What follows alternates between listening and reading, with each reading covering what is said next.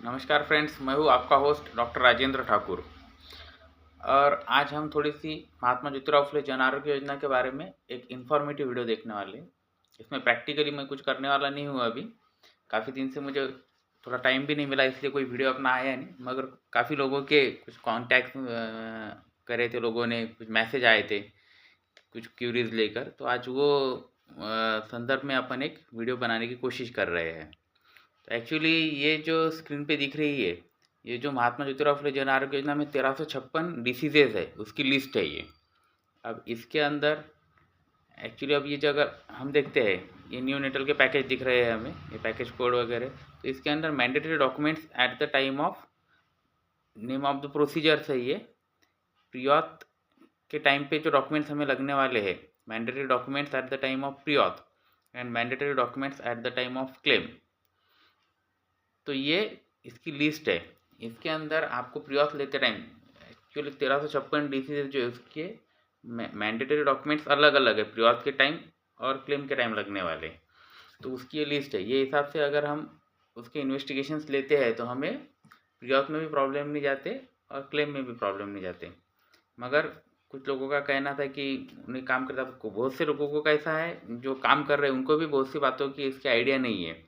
अब इसमें locking period भी रहता बहुत से पैकेजेस का। जैसा अब ये सीआरएफ का एक पैकेज है, मेंटेनेंस हेमोडायलिसिस का, उसका 40 डेज का पैकेज है। 40 डेज अगर एक बार प्रियॉथ अप्रूव्ड आके अपने ट्रीटमेंट शेड्यूल अपडेट कर लिए पेशेंट को, तो 40 डेज उसको वो पैकेज दूसरे हॉस्पिटल में नहीं मिलता।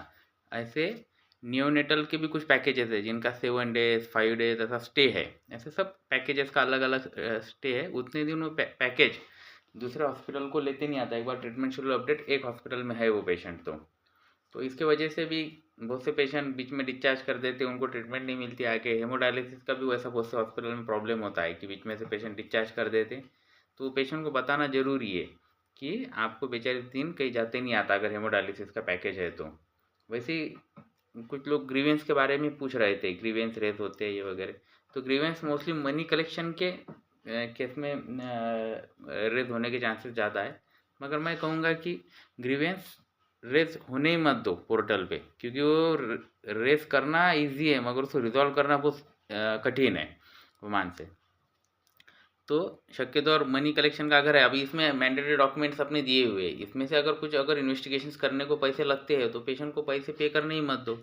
अपनी लेवल पे वो हॉस्पिटल के लेवल पे वो एडजस्ट कर लो पहले, है ना। यानी आगे चल के प्रॉब्लम हॉस्पिटल को, अगर पोर्टल पे रेज हो गया तो फिर उसका वो पेशेंट को पैसे तो वापस देना ही पड़ते जो लगे हुए। इसके अलावा कंसेंट लो, आरोग्य मित्र टीपीए की कुछ उनकी टीम उसमें इन्वॉल्व करना पड़ती है ना, तो हॉस्पिटल का हेप्टिक बढ़ जाता है उससे। तो उससे अच्छा मनी कलेक्शन होने ही मत दो। अगर ये मैंडेटरी डॉक्यूमेंट्स के लिए इन्वेस्टिगेशंस के लिए अगर पैसे वो पेशेंट को लगने ही मत दो। इसके अलावा कुछ होगा तो फिर वो हॉस्पिटल के लेवल पर आप देख सकते हैं। और भी कुछ लोगों का कहना था हमें जॉब मिल सकती है क्या आपकी वीडियो देख के। तो मैं प्रैक्टिकली जब काम करता तो कुछ वीडियो बनाने की कोशिश करके मैंने डाले हुए हैं, उसमें से आप सीख सकते हैं। इसके अलावा भी आपको कुछ इन्फॉर्मेशन लगती होंगी स्कीम के बारे में तो आप कमेंट करते जाओ मुझे अपने वीडियोस पे उस पर से मैं जैसा तो मुझे टाइम मिलेगा मैं वीडियो बनाकर कोशिश करूँगा कि आपके जो भी प्रॉब्लम है वो सॉल्व करने की। तो ये कुछ बातें हैं। इसके अलावा स्कीम के बारे में बहुत से लोग पूछ रहे थे, पेशेंट को योजना में अगर लाभ देने का है तो उसमें तो main documents ration card patient का ओरिजिनल चाहिए, और राशन कार्ड में जितने लोगों के नाम है उनके आधार कार्ड ओरिजिनल चाहिए। इसके अलावा आयुष्मान भारत का अगर पेशेंट लाभार्थी है तो उनका आयुष्मान कार्ड भी लगता है। ये सब प्रोसीजर एनरोलमेंट कहते हैं इसे, ये अपने आरोग्य मित्र करते हैं। आरोग्य मित्र ने एनरोलमेंट एक बार करने के बाद अगर पेशेंट हॉस्पिटल में एडमिट है तो वो रजिस्टर करते उसे, और रजिस्टर करने के बाद में फिर जो उसके ट्रीटिंग डॉक्टर्स है या फिर एमसीओ है कुछ हॉस्पिटल में योजना के हॉस्पिटल के, तो वो पैकेज सिलेक्ट करते हैं पेशेंट के डायग्नोसिस करके, और वो पैकेज के हिसाब से फिर उसके इन्वेस्टिगेशन जो लगते प्रियॉथ के लिए, और उसका स्टे दिए वाला है कितने दिन का स्टे है पेशेंट का, है ना। जैसा पॉइजनिंग के केस में 7 दिन का स्टे है ना, ऐसे अलग अलग स्टे है। और eight the time of claim आपको क्या क्या डॉक्यूमेंट्स लगने वाले हैं, तो ये सब इसमें दिया हुआ है। 1356 ये डिसीजेस है। इसमें आयुष्मान भारत प्रधानमंत्री जन आरोग्य योजना जो है अपने उसके भी है, और महात्मा ज्योतिराव फुले जन आरोग्य योजना उसके भी है। अब ये जो पैकेज है M6PM 1.10, तो ये जो प्रधानमंत्री जन आरोग्य योजना के लाभार्थी जिनके पास में आयुष्मान कार्ड है, ये उनको ही पैकेज ओपन होता है उनके इसमें।